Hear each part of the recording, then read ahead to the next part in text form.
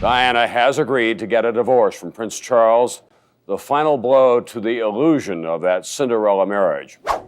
This is the first time in modern political history that the palace has had to announce the separation of the heir to the throne. But both the Prince and Princess of Wales went ahead with their engagements today. Was it necessary to strip Diana of her royal title? Well, I think she is going to have a role. The Princess of Wales has a great deal of affection for her in this country, as around the world. I think from what one can gather, Prince Charles was really rather relieved when she took up with James Hewitt, so he could get on with his life with Camilla. She just wanted to know if there was a light at the end of the tunnel. So it was when I realised that she was in trouble. Today's Sun quotes the Queen's letter as effectively telling the couple to end it. Part of the Queen's concern is the continuing effect on Prince Harry and Prince William of their parents' marital troubles. Charles's lack of understanding of Diana, 12 years his junior, sharpened the divisions between them. She wanted a romantic marriage. His needs were more pragmatic. The Queen had to draw a line under the impossible situation between her son and his estranged wife. Diana has had no public response to the Queen's directive that the Prince and Princess of Wales end their marriage for good. I don't want a divorce, but obviously we need clarity on a situation. This bickering will go on in public indefinitely, and she has decided that a divorce really would be the lesser of two evils. So she is going to have an important role in our public life for as far ahead as we can see. And they all thought, I'm told, that the princess would then leave the royal family and have another life. But this didn't happen. For years, the world watched Princess Diana's fairy tale marriage crumble in real time. But what happened behind closed doors, in the Queen's private sitting room at Buckingham Palace, stayed hidden. Until now. Royal biographer Ingrid Seward has uncovered the private conversations that took place when Diana came sobbing to her mother-in-law. And what the Queen actually said changed everything. If you want more deep dives like this, make sure to subscribe to Royal Archives. It started in the mid-1980s. Diana's marriage to Prince Charles was already fracturing. The press called it a fairy tale, but inside the palace walls, something entirely different was happening. Diana knew the truth about Camilla. She knew Charles had never stopped loving his former girlfriend, and she was breaking under the weight of it. So she did what anyone in her position might do. She went to the only person who could possibly intervene, Queen Elizabeth herself.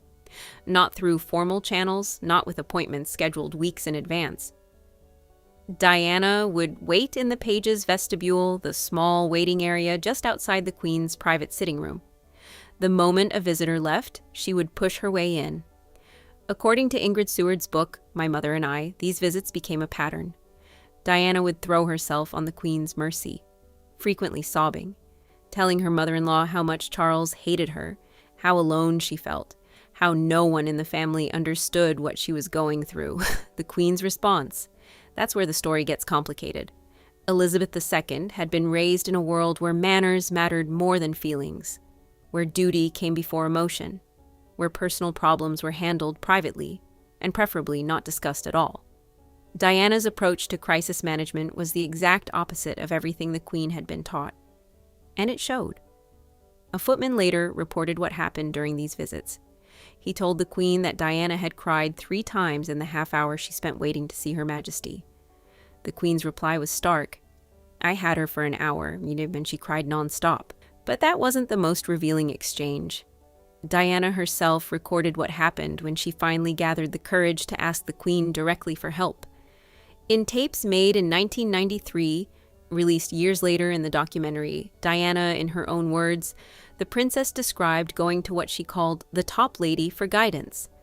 Diana was sobbing. She asked the Queen what she should do about her failing marriage, about Charles's relationship with Camilla, about the impossible situation she found herself in as the most photographed woman in the world, trapped in a marriage where she felt completely alone.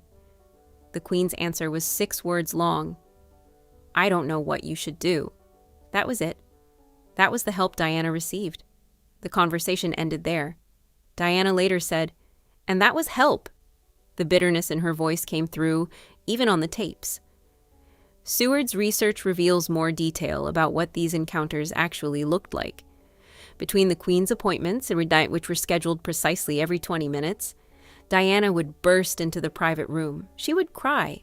She would say things like, "Everybody hates me, Mama, and I hate my husband. He's a nightmare." The Queen would just stand there, horrified, according to Seward. Diana would become more and more hysterical, and Elizabeth had absolutely no idea how to handle it. One palace staff member did note that Diana was usually in a better mood when she left than when she arrived. So something in these conversations helped, at least temporarily. But as the marriage deteriorated further, so did the Queen's patience. Elizabeth began referring to Diana as a nervy racehorse.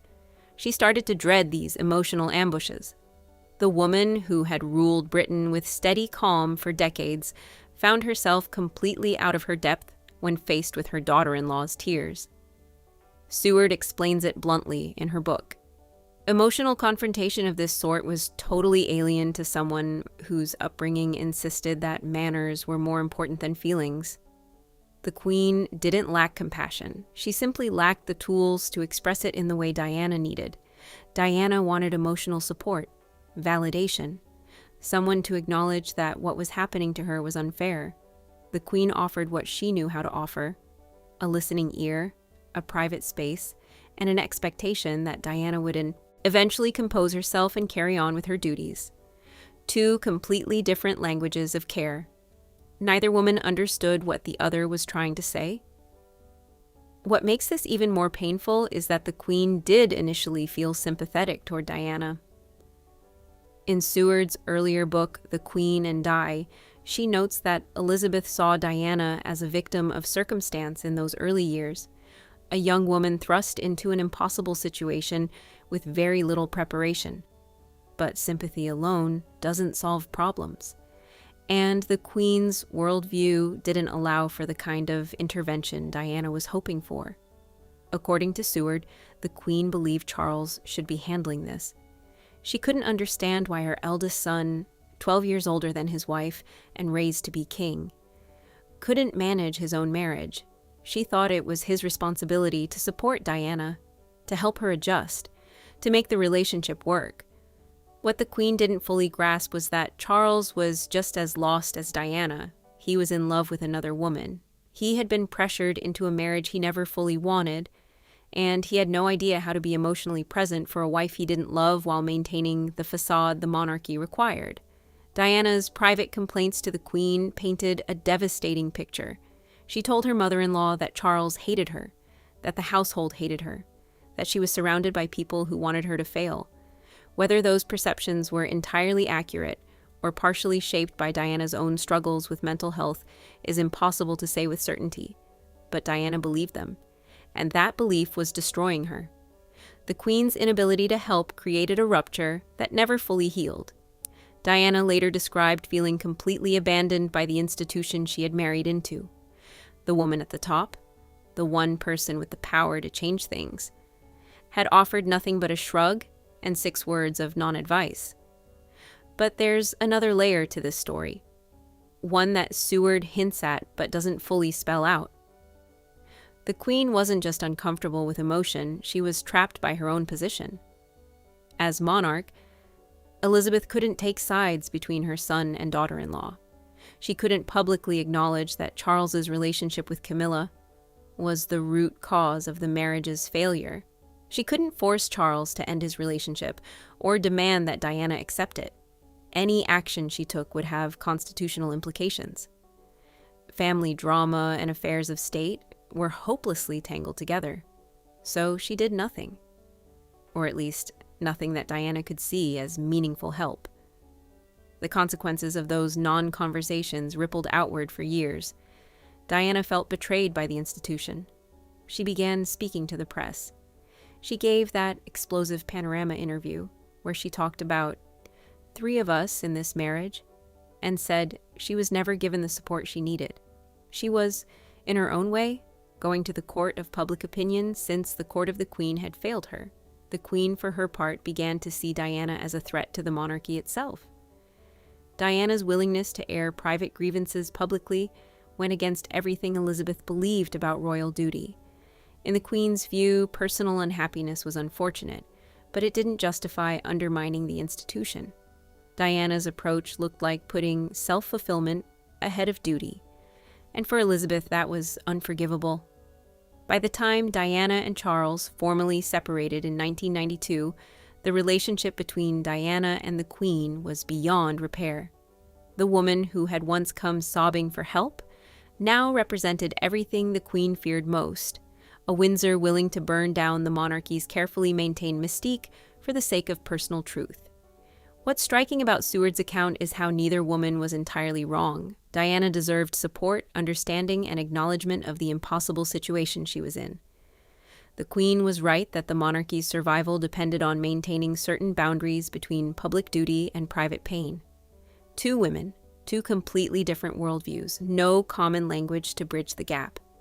Diana's death in 1997 froze this conflict in time.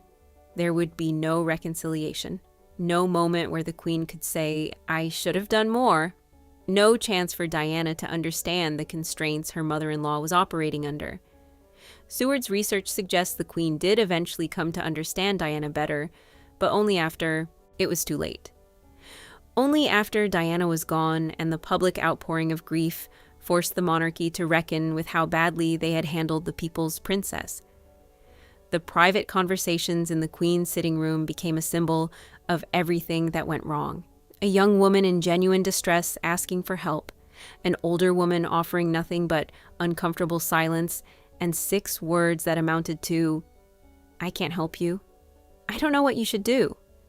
In those 6 words, Diana heard abandonment. The Queen meant something else. Perhaps an acknowledgement that there were no good options, no easy answers, no way to fix a marriage that had been broken from the start. But intent doesn't erase impact. Diana left those meetings feeling more alone than when she arrived, and the Queen's inability to provide what Diana needed became one of the defining failures of her long reign. What should the Queen have said? That's the question Seward's book forces us to confront. Could Elizabeth have intervened more forcefully with Charles? Could she have acknowledged Diana's pain while still protecting the institution? Could she have found some middle ground between emotional support and royal duty? We'll never know. What we do know is that when Diana came sobbing to the Queen, desperate for help, the response she received wasn't enough, not nearly enough. The story Ingrid Seward has uncovered isn't just about 2 women failing to understand each other. It's about the impossible expectations placed on the royal family, about the cost of maintaining an institution that demands perfection while dealing with deeply human problems, about what happens when duty and compassion collide, and duty wins. Diana wanted the Queen to be a mother figure. Elizabeth could only be the monarch. And in that gap between what Diana needed and what the Queen could give, a tragedy unfolded that would reshape the British monarchy forever. The question that still haunts this story: what if the Queen had said something different? What if she had acknowledged Diana's pain, validated her experience, told her it wasn't her fault? Would it have changed anything? Could it have saved Diana's marriage? Could it have prevented the years of public warfare that followed? Seward doesn't offer definitive answers, but she does offer something valuable. A clear-eyed look at what actually happened in those private moments. No speculation, no tabloid invention. Just the documented reality of 2 women who couldn't help each other, no matter how much one of them needed it. This is the story the royal family didn't want told. The private conversations that were supposed to stay private. The moment when Diana reached out for help and found nothing but an empty hand reaching back. Ingrid Seward has given us the truth, and the truth is more painful than any tabloid could have invented, because it's not about villainy or conspiracy. It's about human limitation, about 2 people speaking different languages, about a young woman drowning and a queen who never learned how to swim. What the Queen said when Diana came sobbing tells us everything we need to know about why that marriage, that relationship, and eventually Diana's place in the royal family all fell apart. not because of malice, but because when it mattered most, the help Diana needed simply wasn't there. And 6 words, "I don't know what you should do," became the epitaph for a relationship that could have changed everything, but instead changed nothing at all. If you found this deep dive into royal history valuable, there are dozens more untold stories waiting to be uncovered. The private moments that shape the modern monarchy, the conversations that happen behind closed doors, the human drama beneath the crown. Subscribe to Royal Archives to make sure you don't miss what gets revealed next. Because the truth about the royal family is always more complicated and more compelling than the headlines ever showed.